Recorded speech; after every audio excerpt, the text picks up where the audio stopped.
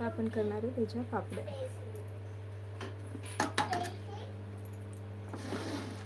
एक ग्लास घेते मी, एक ग्लास लागून एक पातेलं घेतले. आपण जेवढं पाणी घेणार आहे तेवढंच पीठ घेणार आहे त्याचप्रमाणे. आणि हा ढीग आहे मी अगोदरच याच्यामध्ये पाणी टाकून ठेवायले, म्हणजे कसं भिजतो तो पीठ होईस्तर.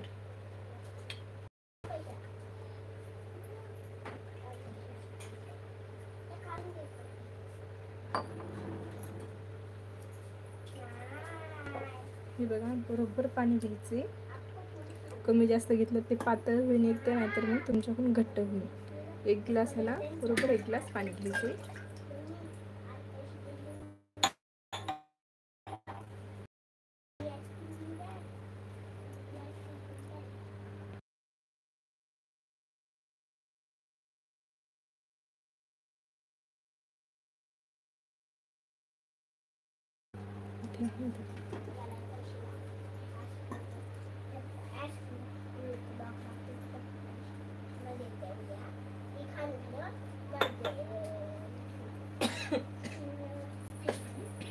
मान्यता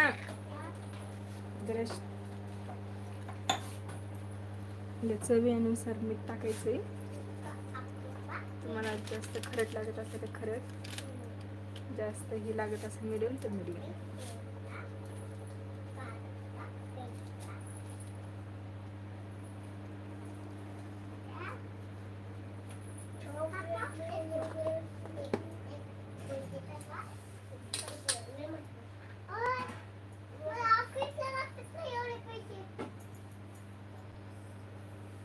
कसं पीठ घ्यायचं हे,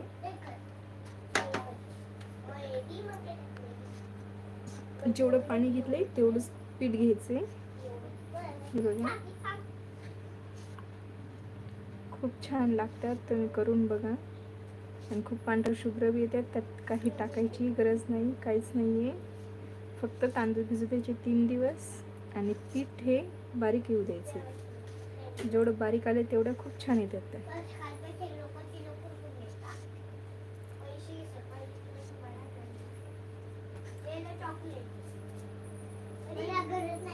पाण्याच्या प्रमाणाने आपल्याला हे असं व्यवस्थित करून घ्यायचं. व्यवस्थित बरोबर जितकं पाणी बसेल तितकंच घ्यायचं.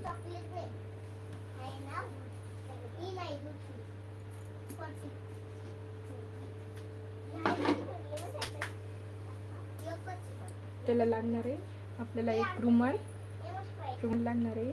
तुम्हाला प्लेट दाखवते मी.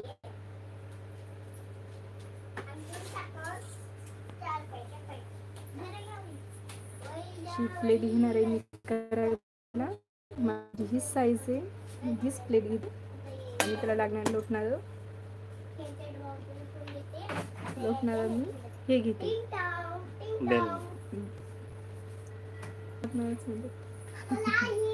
हे लोटणार आहे. याला चिकटपट्टी नाही लावली मी, काहीच नाही. तुम्ही बघू शकता.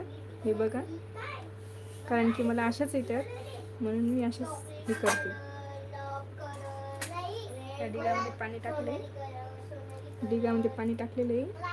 पाणी तोपर्यंत हे होते. हे बघा, तोपर्यंत आपण एक एक साहित्य घेऊ त्याचं.